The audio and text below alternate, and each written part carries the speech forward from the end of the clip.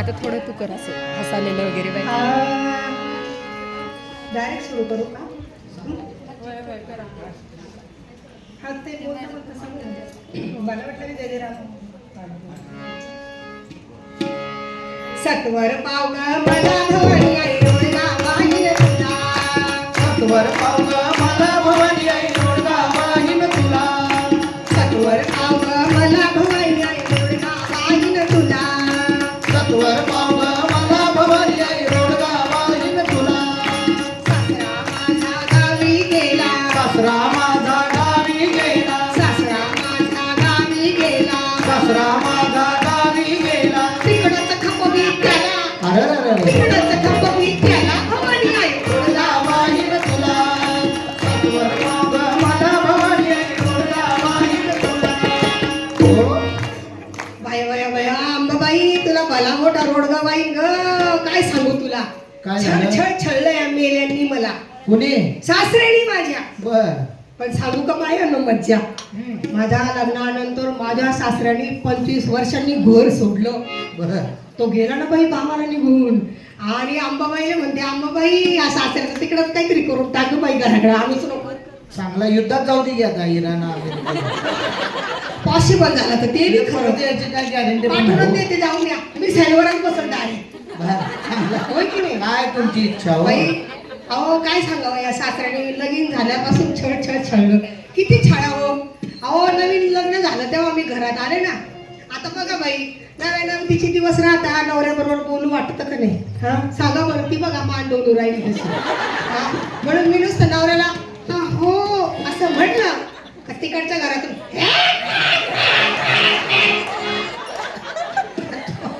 मला भारी जमते बघा ते सासऱ्यांची ऍक्शन. Once more. कसला मोर?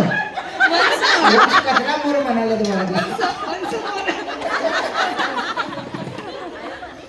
हा म्हातारा आतल्या घरातून असा खोपतो आणि मला काय म्हणतो हा ए पोरी अगं माझ्या चहाची येळ झाली कवा चहा देती मला. सदा नकादा चहाचं पातेलं उकळतं आमच्या घरात. अहो सारा दिवस चहा पिता तरी आपल्या नवऱ्याबरोबर बोलून देत नाही हो काही. काय सांगावं 25 वर्ष काढले सासर घरी मी. आत्ता बघा तो गेलाय गावाला तिकडेच खपू दे घराकडे आलोच नको. लय काय आणलंय बघा त्याला. आणि हे तर काय सासू माझी जाच करते. सासू माझी जाच करते. सासू माझी जाच करते. सासू माझी जाच करते. लवकर उचल तिला. लवकर उचल तिला भवानी आई रोडगा सत्वर पाव ग मला भवानी आई रोडगा वाहिन तुला. सासर तर सासरा तो एकपट ही 10 पट. सासू सासू गं बाया, काय सांगू तुम्हाला. मी जशी का त्या उमऱ्यावर माप ठेवताना म्हणलं ना बाई उंबर ठ्यावरी माप ठेविले पायाने मी उलथुडा आले. आली तुझ्या घरी कराया तुझीच रे चाकरी. बया बया बया बया माझ्या सासूने कोणता शब्द लक्षात ठेवला सांगा बघू. आता हिंदीत म्हणून आल्या का? आणि सासूला एवढं बोललं. याच्यातून एक गोष्ट खरी आहे तुमची माझी गत सारखी. खरं की नाही बाया हो. अहो उठ की उठ बस की बस. उठ की उठ बस की बस. जगा म्हणून स्वस्तता नाही बघा जीवाला माझ्या. ही सासूबाई एकदा आली मी माझ्या जवळ मला काय म्हटली का गं म्हणे तुला स्वयंपाक करता येतो का. मी म्हटलं मग करता येतो म्हणजे येतोच म्हणलं करता. अगं काय सांगा ती तुला मी पाहायला आलो होतो तेव्हा तुझ्या आईनं पार्सल आणून खाऊ घातलं. म्हणूनच तिने तुम्हाला विचारलं करायचं का? तुम्ही बरोबर तेल वाटा. अहो, आता काय हो? मग खरं ते सांगितलं ती आम्ही. माझी सासू म्हणली माहिती माहिती तुला काय स्वयंपाक येतो चल म्हणे तुला स्वयंपाक शिकवते. म्हणलं बरं बाई. आता ती वाघी मी ससा दुडू दुडू तिच्या मागं जाऊन चूल घरात बसले. हा अशी दुडू दुडू धावले मी.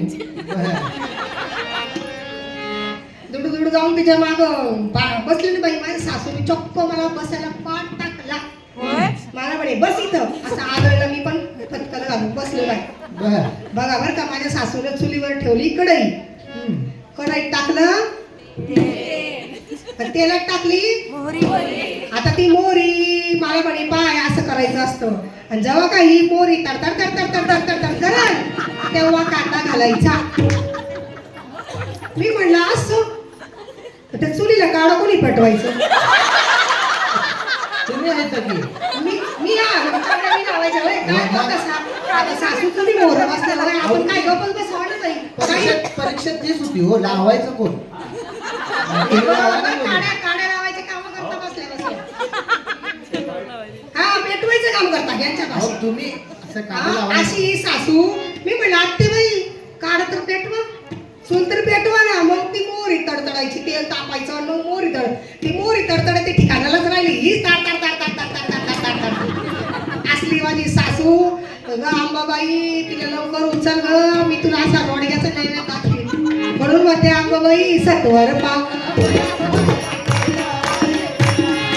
सत्वर पाव ग मला भवानी आई रोडगा वाहीन तुला.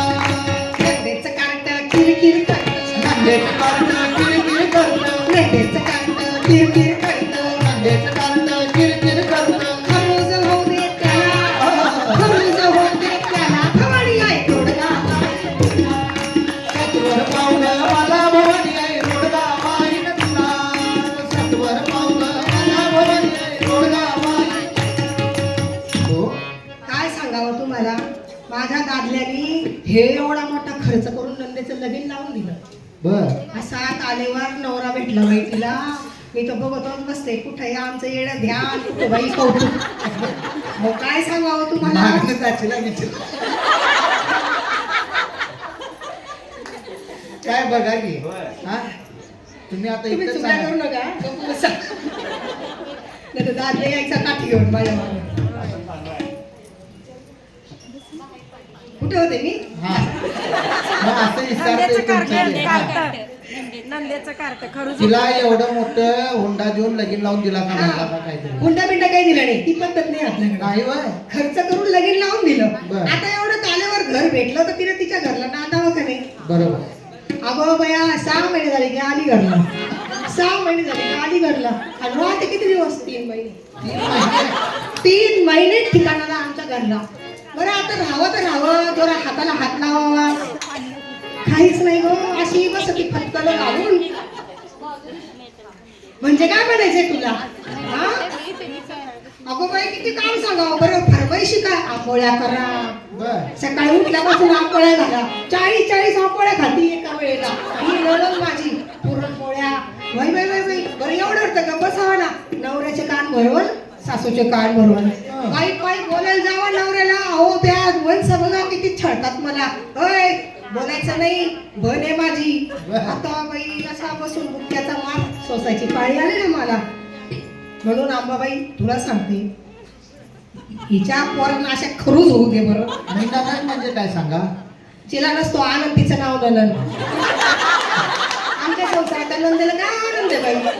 आणि लोक घालती इथं घाल तिथं काढायला लागली आग लागली ती ननन. तिला आनंदच नाही आपल्या जीवनात तर तिला काय व्हॅल्यू द्यायची. नंदनची तुम्हाला हे चांगलं माहिती आहे ते होय, होय. जाईल तिकडे आनंद बरोबर. ह्या तिच्या पोरांना खरूच होऊन दे. ते खरूच झाले की तिचा कुणाचार करायला पळून जाईल लवकर. बरं पोर तरी किती हा, बस 5 वर्षात 4 पोर. अहो स्वस्तायचे दिवस ते आहे. बरं ते पोरं बी सुखाचे का बाई. त्यांची आई त्या सोफ्यामध्ये रुतून बसेल असती. रुतून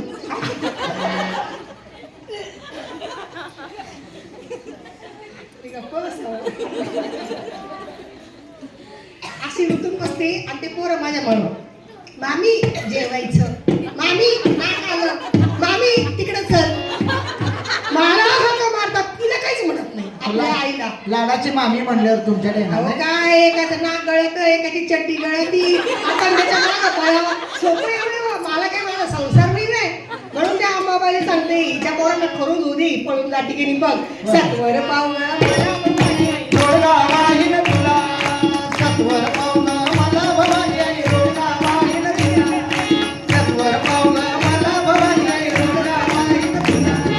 नवरा मारुनी आहुती देईन. नवरा मारून आहुती देईन. नवरा मारुनी आहुती देईन. नवरा मारून आहुती देईन. मोकळी कर ग मला.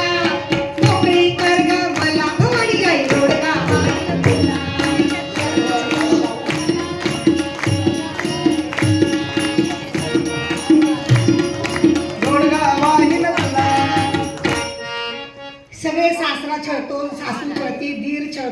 साचे सळतात. अजून काय नंदा बिंदा सगळ्या येऊन डोकं फिरवतात. म्हणून आपल्याला काही सांगावं ना, अहो जरा बघा, कुणाला सांगू मी? बरं बाई, झाकली 1.25 लाखाची, आई बापाच्या घरी सांगता येत नाही. बाई माणसाचा केवढा पेच राहतो हा. नवऱ्याला काही सांगायला गेलं का, सासू तो काही बोलला का, हे ग माझी आई आहे. नंद्याचं काही सांगितलं गेलं, हे ग माझी बहीण आहे. आता काय करावं बाई? म्हणून आता त्या नवऱ्याला मारून टाकायचं आणि यज्ञातच आहुती देऊन टाकायची, मोकळं करायचं बघा स्वतःला. म्हणून ठरवलंय, त्या अंबाबाईला तेच सांगते मी, त्या नवऱ्यालाच मारून टाकते. कटकटच नको, मुळावरच घाव. एक घाव विसरल्या बाया सगळ्या. ते म्हटल्या नाहीत कुणी. जागे म्हटल्या बघा. होय होय, एक घाव 2 तुकडे करायचे, मोकळं करायचं म्हणलं. बरं एवढ्या वेळेस काय थांबतोय होय? ती सख्खी बहीण घरात असती ना, एक मानलेली सख्खी बहीण. कोण सांगते काय? हा. जाऊ माझी फडफड करते, जाऊ माझी फडफड बोलते, जाऊ माझी फडफड करते, जाऊ माझी फडफड बोलते. थोडकी करते तिला, भवानी आई थोडकी करते तिला, भवानी आई डोळगा बाईन तुला, सत्वर पावलं मला भवानी आई बाई बाई बाई बाई बाई बाई, लगीन करून आले तर घरामध्ये थोरली जाऊ होती बरं का. बर. मला केवढा आधार वाटला, बहिणीसारखी म्हटलं आपल्या. काहीतरी सांगायचं म्हटलं तरी एक हक्काचं जागा होती. पण कशाची काय कशाची काय, जावा जावा म्हणजे एक इकडं जावा जावा जावा, इथं तसं नाही. मग इथं तिघींचा चांगलाच मेळ आहे.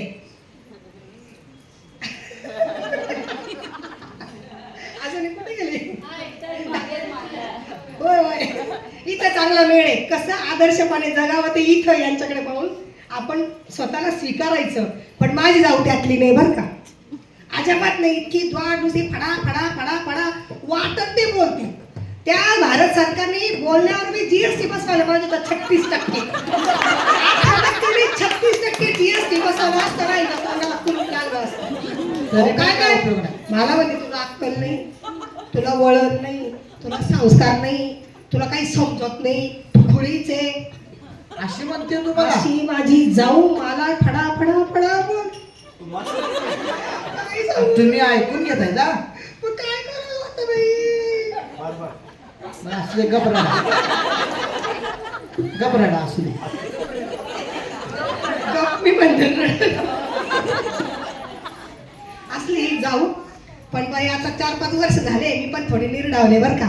द्या सोडून म्हटलं. काही काही वेळेला काही गोष्टी काळावर सोडून द्यायच्या असतात. तसं मी माझ्या जावेला काळावर सोडून दिलं. प्रगती करता करता आमच्या कारभाराने आणली 4 चाकी गाडी. मला एवढा आनंद झाला बाई, काय सांगू तुम्हाला. गाडी आणली अख्ख्या गल्लीला पेढे वाटले. जाऊबाईला म्हटलं या पूजा करायला. गाडीची पूजा केली आणि चला म्हटलं रंकाळ्यावर चक्कर मारायला जायचे आपल्याला. पूजा केली, पेढा नुसता हातात घेतला आणि ही जी 3ऱ्या मजल्यावर जाऊन बसली बाया. तर आम्ही रंकाळ्यात जातोय वाट बघा, अहो या की ताई, अहो या की ताई. ताई कशाचं काय कशाचं यायच ना, आमचं कारभारी म्हणे बस गाडीत चल. मला एकटीलाच घेऊन गेले. मला बी नाही मजा वाटली. रंकाळ्याला गेले, पाणीपुरी खाल्ली आणि भेळपुरी खाल्ली, चक्कर मारून आले बाई. तर घरात एकदम सन्नाटा, इतका मोठा सन्नाटा का मी चक्करवरच गेले. आता हस्त पिळतो घर होतो ना, अचानक काय झालं म्हटलं. तर आत्याबाईंना म्हणलं का हो जाऊबाई कुठे गेल्या? ती दवाखान्यात गेली. दवाखान्यात पण काय झालं, कोणाला नेलं? तिलाच बरं नाही. मी यांना म्हणलं चला गाडी काढा म्हणलं. लगेच दवाखान्यात गेले. तर आमच्या जाऊबाई बाहेर अशा बसल्या होत्या आणि त्यांचं कारभारी आतमध्ये होतं. मी त्यांच्या कारभारी म्हणजे केबिन मध्ये आम्ही दोघं बी गेलो. तर ते डॉक्टर काय म्हणले त्यांना, तसे रिपोर्ट तर नॉर्मल आहे, पण यांच्या पोटात केव्हापासून दुखायला लागलं.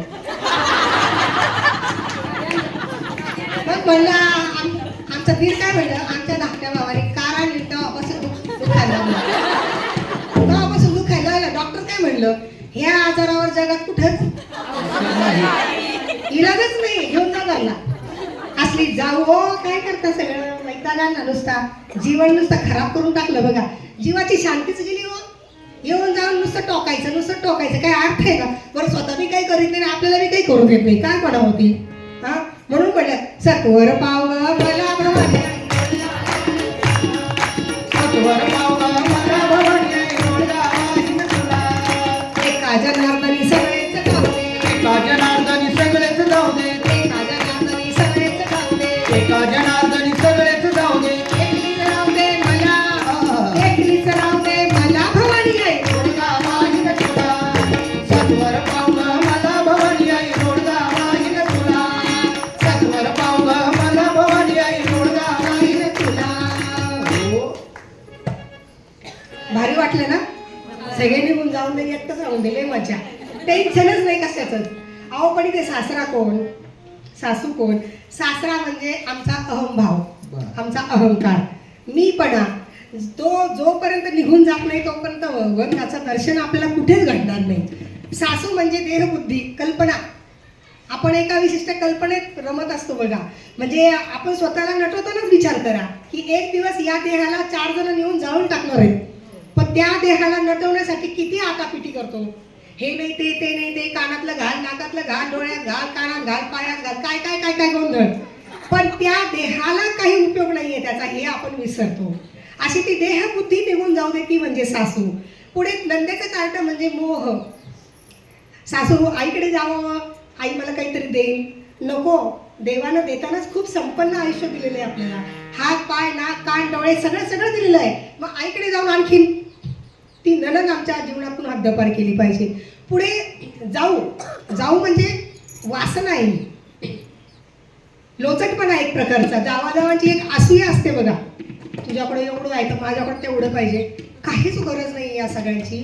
म्हणूनच मगाशी म्हटलं देवानं दिलेलंच खूप सुख संपन्न आहे, काही कमी नाही आहे. विचार करा, जन्माला येताना एखादा अवयवात काहीतरी त्रुटी निघावी, अगदी अगदी म्हणजे कुसळाईपेक्षाही लहान, तरी ती त्रुटी आयुष्यभर आपल्याला सांभाळावी लागते आणि त्याचं न्यून आयुष्यभर शेवटपर्यंत राहतं. असं झालं बघा, तसं झालं, ते सगळं दुःख घेऊन तो शेवटाच गेला.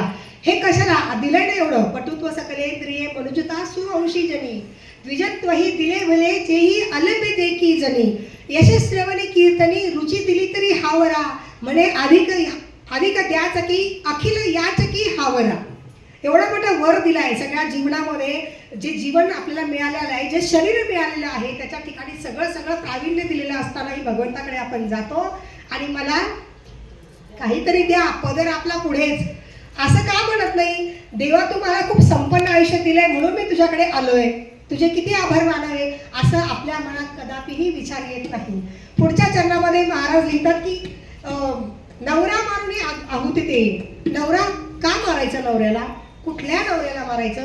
कामरूपी नवऱ्याला ठार मारायचंय. अतिरिक्त जी मदांध झालेली समाज आहे, आता तुम्ही उल्लेख चुकीचा आहे, मी करणार पण नाहीये, पण पेपरमध्ये मीडियामध्ये आपण खूप मोठ्या प्रमाणात बघतो आहोत. किळस येते किळस. हे काय चाललंय नेमकं? आम्ही कुठे चाललो आहोत? ह्याच्यासाठी का आपल्याला जन्म दिलाय भगवंताने? एवढा दुरुपयोग करावा, अशा ठिकाणी करावा आणि अशा ठिकाणी महिला बळी पडाव्यात. अतिशय अति दुःखाची विषय आहे हा. हे नको आहे आपल्याला. तो काम मेला पाहिजे म्हणजे भगवंत दिसेल ना. त्या एकाच गोष्टीला आपण धरून बसलो तर दुसरी गोष्ट आम्हाला साध्य करता येणे नाही. शेवटच्या चरणामध्ये महाराज सांगतात, एका जनार्दनी सगळेच जाऊ दे. लोभ मोह माया मन मत्सर हे नष्ट झाल्याशिवाय आपल्याला त्याचे स्वरूप आनंदाचं रूप दिसणार नाही. म्हणून महाराज आपल्याला या सोप्या भाषेमध्ये लिहून सांगतात, सत्वर पावलं मला भवानी आई जोडगा वाहीन तुला, सत्वर पावलं मला भवानी आई जोडगा वाहीन तुला, सत्वर पावलं मला भवानी आई जोडगा वाहीन तुला, सत्वर पावलं मला भवानी आई जोडगा वाहीन तुला, सत्वर पावलं मला भवानी आई जोडगा वाहीन तुला.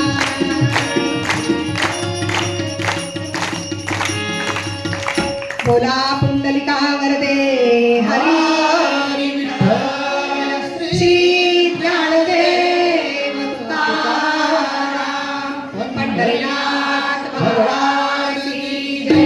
सच्चिदानंद सद्गुरु साईनाथ महाराज की जय.